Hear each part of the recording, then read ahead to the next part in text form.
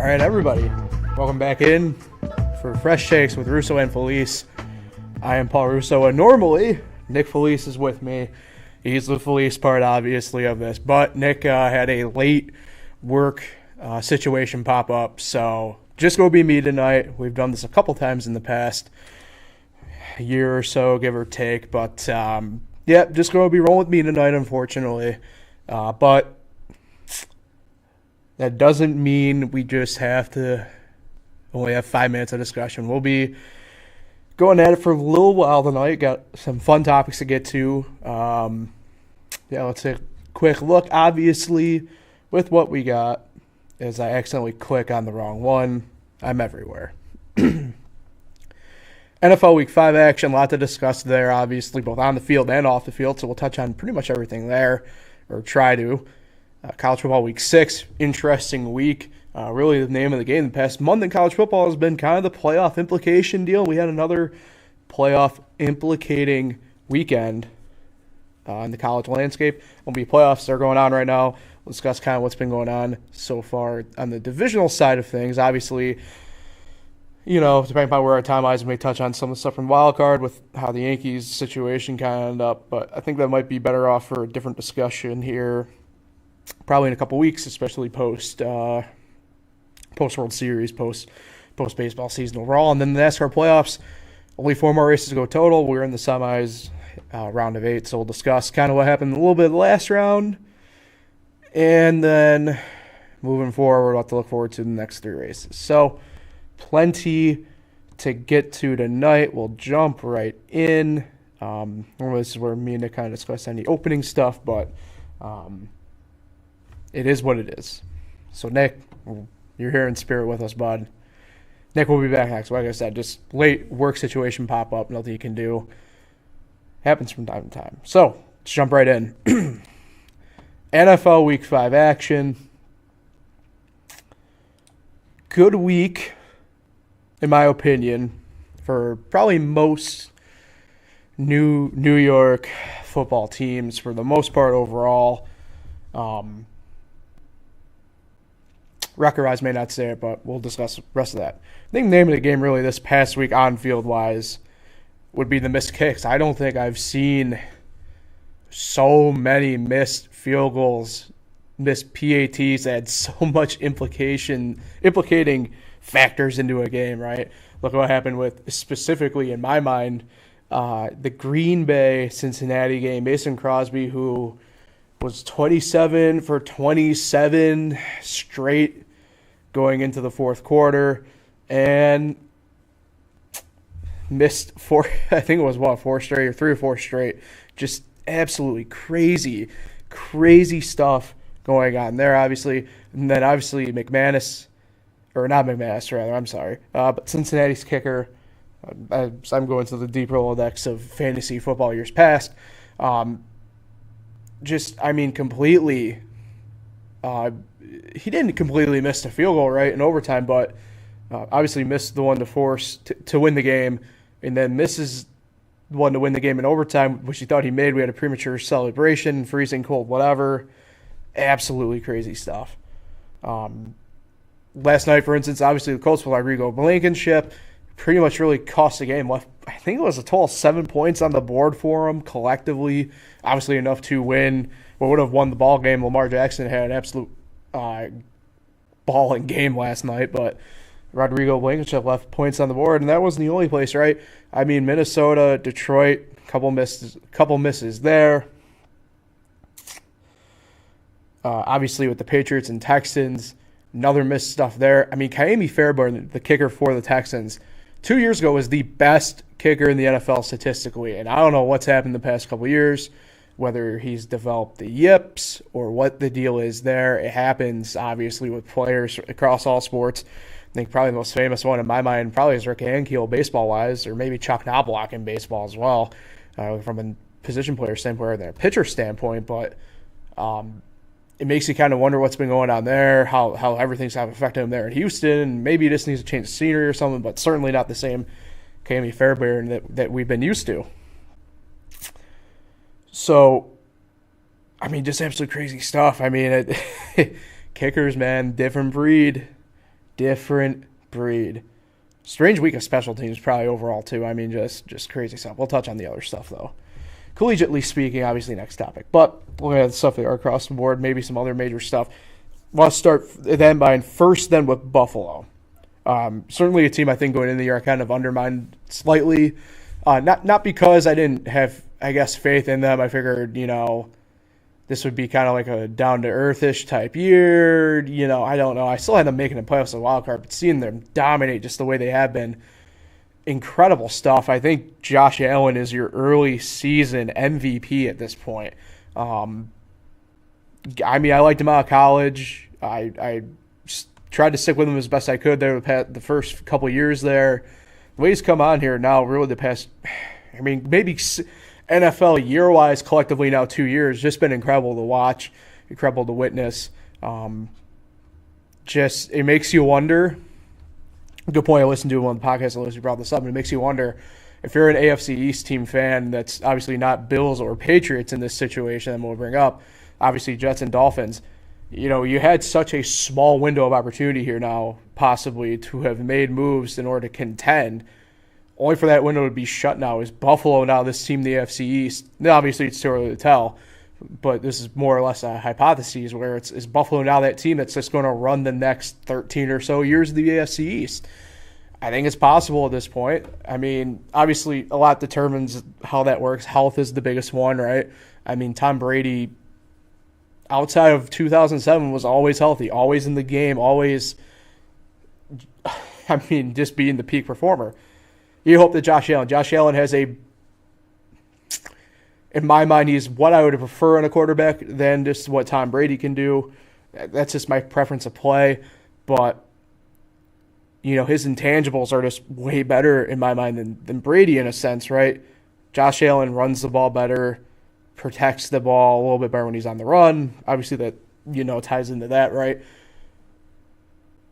But I think Allen probably has the better arm than Brady. I think where Brady beats him still at the moment is probably IQ, and that's stuff that you can get as you continually progress and age and mature in your professional given sport. So just watching the stuff that 17's doing is incredible. That defense, I don't think they're getting the amount of maybe turnovers they exactly want in the way they get them, but that defense still top, obviously you have to be a little bit generous here. I think they're top 5. I think most people probably rank them top 10 for the most part. I think a lot more probably trend in the top 5. But you think about a lot of the pieces that have been hurt over the past couple of years have been a lot on the defensive side. And again, this year, obviously the main point is Matt Milano. But with him being out and what they were able to do against Kansas City, Milano was probably going to be more or less manned up against Kelsey pretty much 100% of the snaps for the most part. Or if not, he was certainly spying Mahomes. And they were able to do what they did without Milano to Kansas City.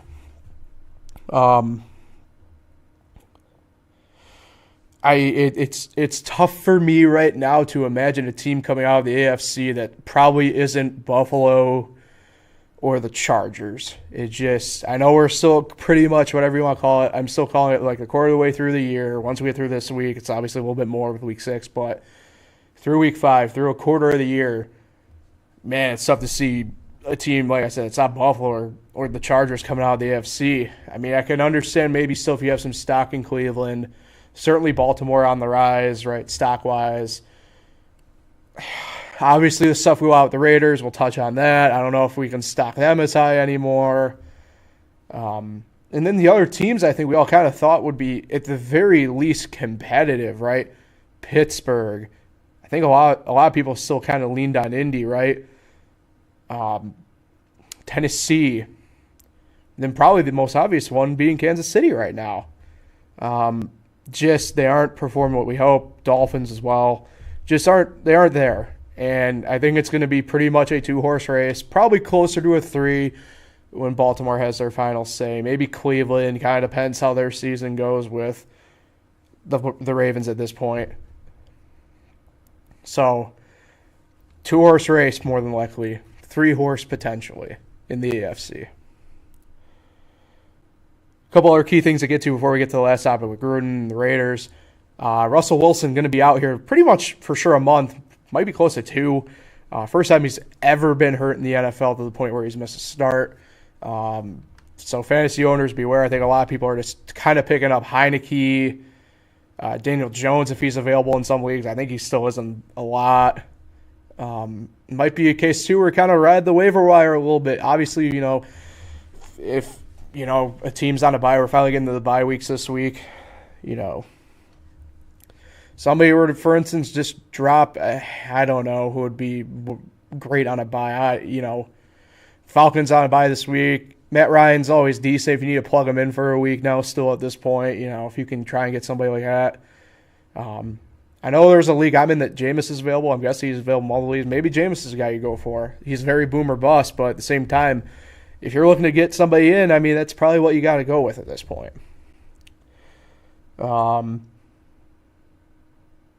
So, yeah, obviously the main headline now in the NFL has become the John Gruden situation, which stems from the Washington football team situation. This Gruden was a guy, I wouldn't say I looked up to, but certainly kind of respected from a coaching aspect of things, right? I mean, kind of like a players-ish guy for the most part, but clearly a guy that just not a good human. For what's come out now with that, clearly him, obviously the stuff with Washington with like Bruce Allen, Jay Gruden, his brother, obviously it all kind of ties a lot of stuff up. And, at this point, I'm with a lot of people. I think you just got to release all the emails that you got from this investigation at this point going into Washington. Obviously, these emails came from the Washington Post, or Wall Street Journal, rather. Their, requests to get the emails from Washington. They got all, I don't even know how many, back until like 2010, of this toxic workplace environment in Washington. It's been tough as a Washington fan with all this. It's going to, I think, expose properly, weed out the really awful people in sports and around it, and for the better. There's no business for a guy like John Gruden. If that's the way John Gruden is, there's no place for John Gruden in the sport. And it's pretty apparent that that's the way he is, so there's a door. I can't see a way that he's working in pro football again, whether media, coaching, consulting. He might consult. Like Evar Bryle's still doing like consulting work. So, it's an unfortunate situation for the Raiders to be in essence, right? Obviously, should they probably have done a better job vetting? Yeah, absolutely. But at the same token, then you can just blame ESPN for not doing that end of it when they continuously gave him contract extensions for Monday Night Football and that deal. But you have a lot of great things going on in Las Vegas right now with that team. Obviously, Carl Nassib coming out this past year. And that's one of the more trickier parts in this is the fact that we have Carl Nassib on that team who is having a career year, a very sneakily good year. Probably top 5 defensive player voting, in my opinion, on the year so far. And Gruden and stuff just go drown out all the good. And that's usually what all the bad kind of does. Ultimately, at the end of the day, you get these people out. And honestly, and this is maybe speaks to a societal portion as a whole, but get their names out there. I mean, if they want, obviously, if they're doing this stuff behind closed doors, it should be, or behind a keyboard, for instance, in this case, let it out. I think if people have skeletons in the closet, man, who knows what else they got hiding in the basement or the attic or something. So it's a shame. It's a shame for what has been a very good year overall for the Raiders so far. To have that overshadow it, it sucks, but it is what it is in that sense. Like I said, really, really just terrible stuff. Be better humans, people. All right. Week 6. Week 6 predictions. Normally, obviously, me and Nick go back and forth on this. We're able to discuss some things and figure it out. But just me, so we'll do our best here to get you predictions for the week, I suppose. Thursday night, Buccaneers, Eagles. Going Bucs in this one. Eagles coming off a very good win in Carolina this past week. I don't think the momentum carries over. I think the Bucs are just too good. I mean, it's incredible to see what they're doing. Sunday, the first Sunday game, the battle for Florida, but it's taking place across the pond at Tottenham Stadium in England. Dolphins, Jags. I'd love to take Miami. I think Miami's going to win, but I'm going to zig while everybody zags. I'm going to take Jacksonville here. Excuse me. They got to win eventually. They played overall a pretty tough game against Tennessee. Trevor's really starting to come on now, starting to realize stuff. And that's what all, good NFL players do. Obviously, I had some doubts for him. I still do have some doubts for Trevor as a whole, but he's progressing along fairly nicely early on here in his rookie year. I think they get the first win of the year, his first career NFL win. Vikings at Panthers, first of the afternoon games, 1 o'clock.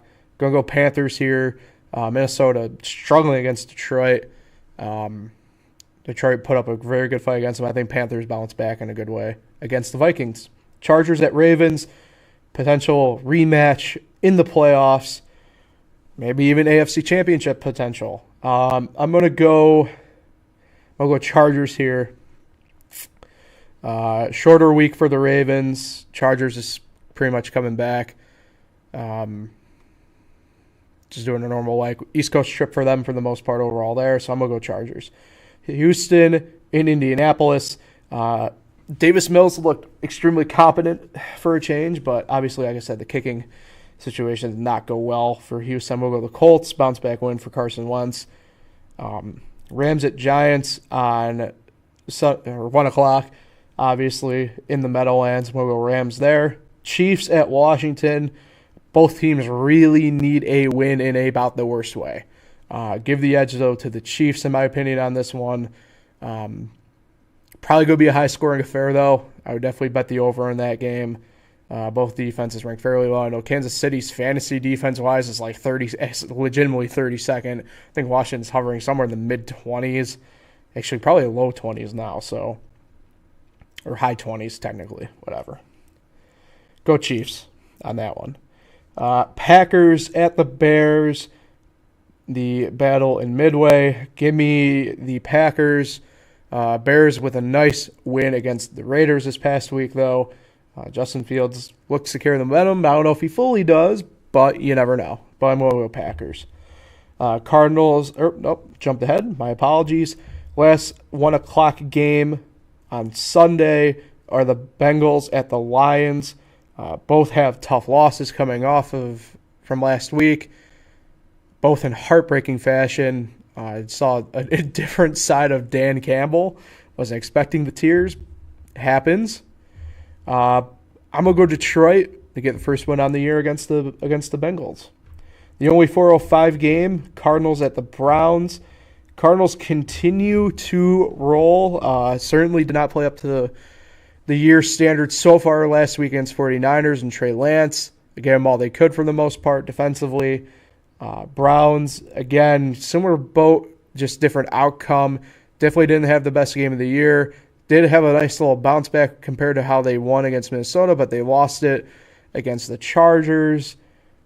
This one's, I think, more of a toss than people think. Obviously, it's in Cleveland. I'm going to go with the Browns on this one.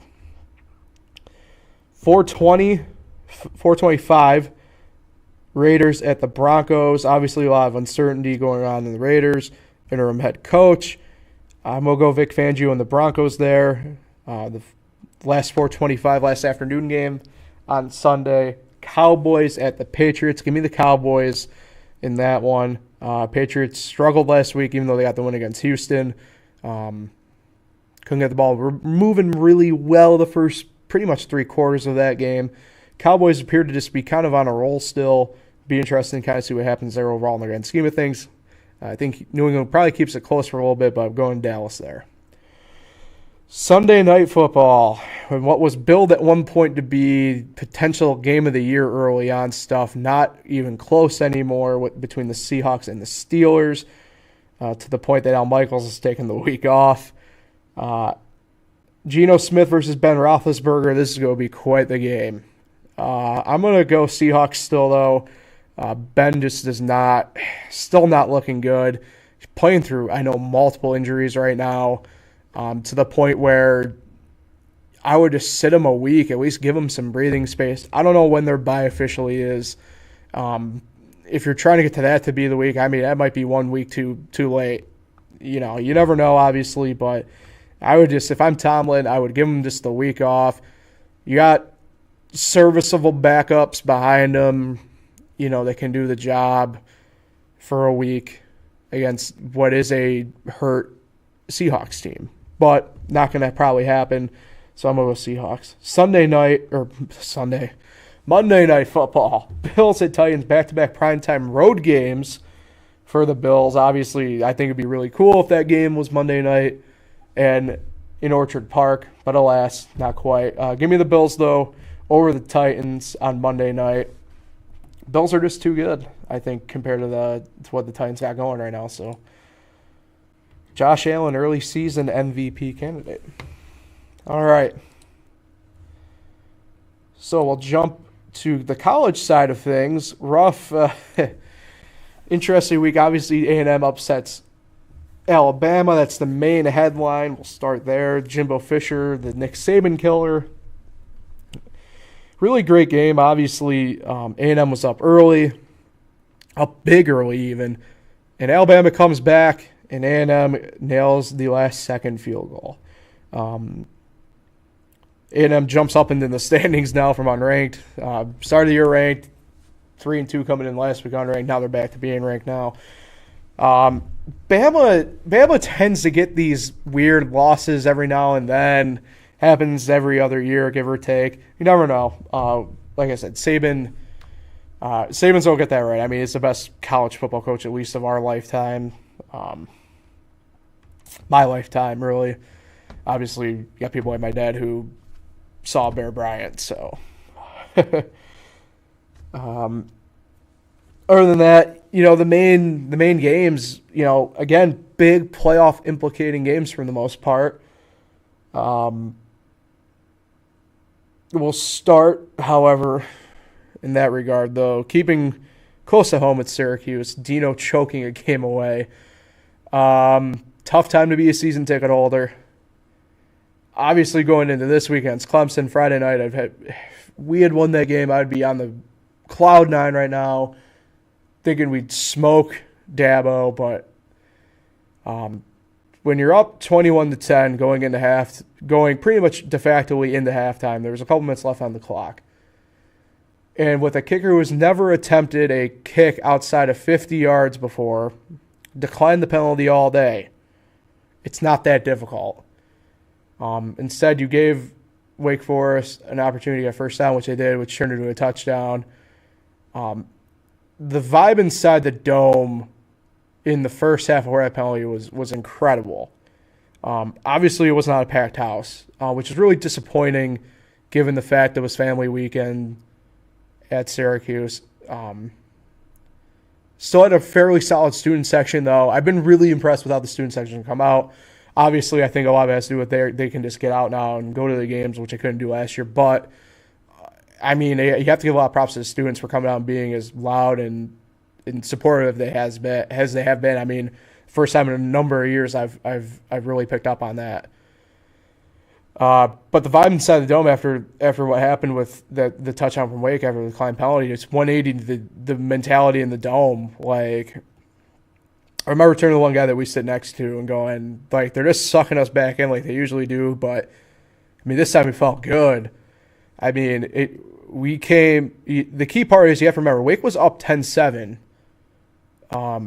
Pretty much de facto end of one. It was really, a couple minutes in the second. But we come back, 2 unanswered touchdowns. We can go into halftime, we're Syracuse receiving the ball to get the second half, up 21-10, possibly 24-10, or obviously 27, or obviously, 28-10. And just never the opportunity. The players this year for Syracuse deserve way better. This defense is the best defense I've seen them have whether it's Wax or Chestnut or the guys on the line to the offense, right? And you can say what you want about Schrader. Like, I get it. He does not have the best arm in the world, right? But he can throw the ball when he's got to for a decent amount of chunk. He's not afraid to put his body on the line for you. He can run. He does. He's a great leader in the field, which is something Syracuse has lacked since Dungy, right? I don't mean to pinpoint that on DeVito, but Schrader's confidence in himself to get the job done is just incredible. I mean, it may not be on that level of Dungy where it was like a savagery sometimes, but it's something that you need to be in a quarterback on a football team collegiately that, certainly not a blue blood by any means or anything like that where you get the blue chips and you get the 5 stars or 4 stars consistently, right? But he's a dog, right? Savage. And you have a running back who, by the way, restored 44 for Sean Tucker, but who is getting now recognition nationally, who is now creeping up into the Heisman discussion in Sean Tucker, who again had another 100-yard rushing game. And, from a fan perspective who puts technically money into the program, although somewhat insignificantly, but it's tough. Like Friday night, like I already feel like with like a losing mentality going to that game, but like the fact of the matter is we shouldn't have felt that way coming into the second half. The players shouldn't have felt that way going into the second half, and they came back and they were dogfighting it with Wake. They just were. Defense got stops when they had to get stops. Schrader and Tucker were making moves, and we tie the game up. We get it done to force overtime, only to not put the ball in Sean Tucker's hands when it should have been in Sean Tucker's hands. Only to have Sean Tucker not on the field. And it frankly just cost Syracuse a win. And that's on the coaching staff in this situation, in my opinion. It's I think if you've listened to and watched the podcast enough, you know that I am the biggest probably Dino apologist on the planet. But man, it's tough. Him and his coaching staff make it tough to try and compartmentalize what's been going on there now the past really 2 years. I mean, this is now at least game number 3 that they have choked away this year. I mean, the Rutgers game 2 weeks ago, technically now against Florida State, and then this past week against Wake. Completely, to me, swings the season now at this point, right? I think we discussed on the podcast, if not, me and Nick had this discussion certainly in private. In order for me to believe Dino would keep his job, like I thought they needed to win pretty much the bowl game, like the Cameron Bowl again, or a bowl of that level. And he's not even going to get his chance to be there. I mean, I saw on one of the SB Nation blog that obviously this team could be 6-0, and I don't think Syracuse could be 6-0, obviously, but the way at minimum the way the players have played, the way the players have played on the field, and I'm not talking after a while, like the way they just have played on the field, they're not a 500 team, they're not 3-3, like they are at minimum 4-2. Really, in my mind, they could be 5-1. It's a tough situation at this point. I mean, it's, I say it here and I get kind of like, from like Nick and Matt, Pat, and the other people who I talked to about college, but like moving to the ACC has just killed Syracuse, man. It just has. It's just tough at this point. Like, I don't know. I've been saying now for a couple of years, just go to the American, cut your losses, go to like the American. But now even then, like, is the American even worth it? You got teams jumping ship again. I don't know. Syracuse is in a box. They're definitely in a box. And then obviously Iowa, Penn State. Just to touch on that quick. Iowa taking down Penn State. Big playoff implicating game there. Be interested to kind of see how that ends up moving forward in the Big Ten. Obviously, new rankings out this week. Georgia moves up to 1. Iowa's 2. Oklahoma, after surviving Texas, is at 4. Cincinnati's at 3 now. Like I said, I thought it was going to be a topsy-turvy year of college football. I didn't expect kind of like anything like this, but it's been fun so far. Obviously, Syracuse, Clemson, Friday night, 7 o'clock. I don't know if we'll have that true spooky magic stuff that we were able to do them down in October a couple years ago in the Dome, but one can hope. I think right now the line's 14, Clemson minus 14, so another home dog for Syracuse. I don't know. I think I do like them plus 14, but outright's going to be tough. Anyway, we know where game day is headed this week. They're going to Athens for the second time in 3 weeks. Georgia takes on the 11th ranked Kentucky Wildcats. It's going to be a good game. I don't know if Kentucky's going to quite hang on. But Georgia's, they haven't been as good firepower-wise here the past couple weeks. You never know. I mean, Kentucky's a tough little team at this point. Flip the script. I think it's possible, especially if they were in Lexington. But I don't know. That's a tough one to fully grasp. Other than that, you have Oklahoma State, Texas. Texas drops down to just 25th after pretty much choking that game against Oklahoma. That's 12 versus 25. Other than that, it's really only 2 true ranked versus ranked matchups on the weekend coming up. So going to be a lot to choose from, I think, overall. Some Pac-12 After Dark action on both Friday and Saturday night. Game to keep an eye on, Mississippi, Tennessee. I definitely think Ole Miss is on upset alert technically. Tennessee been playing some tough football as of late. Going to be interesting. I don't know if they'll quite pull it out, but certainly interesting stuff there. All right, let's talk some baseball quick. Obviously, the MLB divisional round of playoffs going on as we speak for the most part. In the AL, it's already decided. Red Sox and Astros will be going to the ALCS. Yet to be decided in the NL, to my knowledge. I will check quick, though, there. And the Atlanta was able to take down the Brewers tonight, so they're going to the NLCS.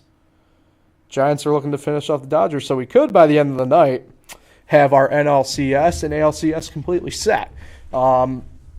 So, yeah, both the teams I predicted to be in the World Series are now officially out. So let's take a quick look, obviously, at the other stuff. I think, the stuff with the Rays caught up with them. Not just enough not an ace, not enough pitching overall to keep up with the Red Sox. Tough when you're just going at it from a bullpen perspective, it feels like every game, right? I mean, obviously a big Game 1 win with McCallahan. But after that point, they were using him out of the pen. Just a tough deal. Obviously, you hope Glasnow comes back healthy, but he won't be ready at the start of the year next year. I think if you're the Rays, you got to try and get a pitcher of some sort in, probably via trade. I don't know who's going to be fully available quite yet. Obviously, it all depends. Don't know what's going to happen there. Obviously, the Red Sox, red-hot Kike Hernandez. Top part of that lineup is just on fire right now, whether it's Verdugo, depending on where they really put him, Schwarber, Devers, Bogarts, obviously Kike. And then, really the bottom part of the lineup has been doing its job as well. Vasquez, Dahlbeck. That's a tough red-hot Red Sox lineup right now. Their pitching has just been on it, keeping them in the game. So, and plus, they're using, their starters, their back-end stars out of the bullpen. I mean, they're really only using the same front-end three starters, right? Sale and predominantly Eovaldi. And Nathan Eovaldi, if they get the World Series and he has a World Series, I mean, he's probably getting World Series MVP. Eovaldi's just having a tremendous postseason so far. Look at the other, obviously, matchup in the AL with what was the White Sox-Astros. Astros just pretty much steamrolled the White Sox. Kind of surprised to a degree. Thought the White Sox would put up a fight, and they just really didn't. Sub 500 ball against teams above 500 this year. 500 ball the second half of the year. They're going to need to go back to a degree to the drawing board. I think predominantly mostly on the pitching side. get you some arms, better arms than you got. Obviously, nothing wrong with Carlos Rodon or Dylan Cease or Lucas Giolito, but I think you gotta get another starter in there. Obviously, their bullpen's really good. There's no sense in using your back end guys like a Tapera or a Kimbrel or a Hendricks. So stuff like that. And the Astros, I mean, look, the Astros are just on it right now. I don't know if I want to face them right now, so it's going to be a fun ALCS come up between them. Braves kind of surprised a little bit. I really did think the Brewers were going to just roll them. So it's going to be interesting to see what happens there, depending upon their matchup. I think the Giants do win tonight. So we'll have an early championship series between the AL and the NL here. It'll be interesting. I mean, the Giants are just playing, again, they're playing great ball. I mean, look at last night. Just maybe it is their year, the way destiny and dynasties work, right? I mean, the way the wind was acting last night, you would have thought you weren't in Chavez Ravine. You were at Candlestick Park in San Francisco. So just crazy stuff going on there. But at the same token, I mean, it's not like the Dodgers are playing bad ball. I mean, Scherzer pitched one-run ball. I think he only pitched like 4-hit baseball. Like, I mean, classic stuff, classic good pitching on both sides of the bump for the Dodgers and Giants series. I don't know. I'd like to imagine the Giants either way get this, but you never know. I mean, it's going to be tough. It's going to be a fun matchup tonight. If you're able to, I know the game, I think, is just getting going. Go ahead, get to a TV, get to a radio, and get to that game because it's going to be a fun ball game to watch. Quickly, I'll touch on the Yankees. I don't know what the future holds. Obviously, you have the report today that comes out. Hale Simon would prefer to keep Boone. I mean, I don't know what to make. I think he needs to get rid of Cashman and Boone. I don't know. I mean, there's a lot of inexcusable stuff play-wise this year that I don't know how you can bring it back. Unless they give them more or less one-year things and be like, hey, we'll give you a new team identity here. We'll run it back with what we got in place. But clearly, if it's not the player, clearly if the players are whatever struggling, gotta be you. So I don't know. It'll be interesting. I'd prefer them not to come back. It's just tough. I don't think Hale's going to get rid of Cashman no matter what. Cashman and Hale are extremely close. I don't see that happening. So I don't know. I hope they take. If I'm the Yankees, and being a Yankee fan, I really hope they take a run at a guy like Joe Espada, who was with the Yankees for a while under Girardi. I don't know if Rob Thompson would want to come over. I don't know. Selfishly, I'd love for Ron Washington. I think his situation in Atlanta is too good for him. It's still at the moment. I don't know if he'd do that. Another guy, personally, I wouldn't mind seeing maybe get a shot is a guy like Eric Young, who also is a coach for the Braves. Eric has been around the game for a while. Very good players, very good coach players. Love Eric Young. So, I don't know. I think it's tough. I think I'm spitting a lot of stuff at the wall and kind of hoping. All right, last thing before we get out here, NASCAR, the Cup playoffs.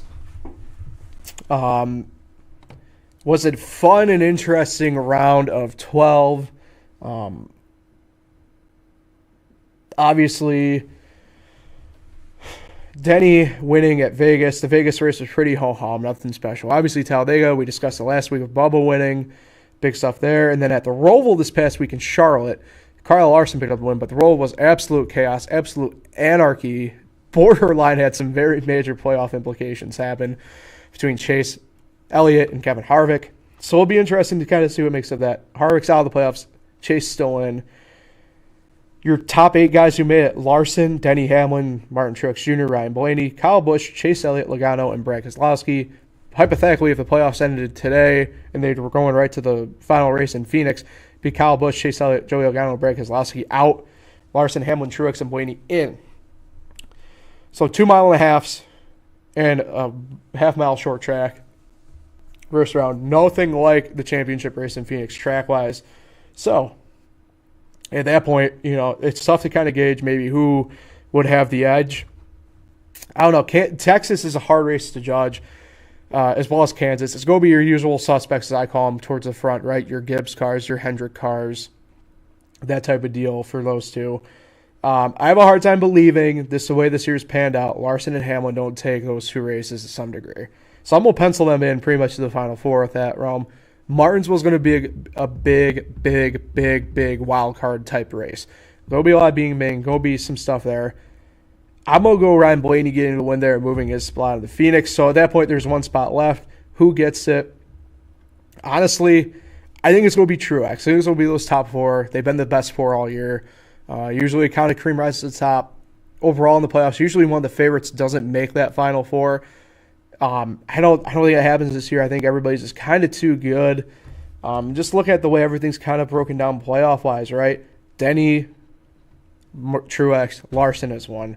Denny, obviously the wild card with Bubba winning at Dega, but at that point, and then Larson winning last week. So it's pretty much the same group of characters still up there. So that's what I'm going to go with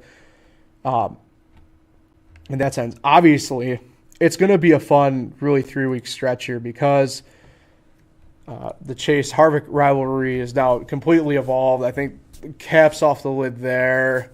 And look, the pool, frankly, of good cars that aren't in the playoffs has gotten bigger, right? Bowman's been quick all year. Same with Byron and the Hendrick cars. You know, Harvick doesn't have a win yet this year.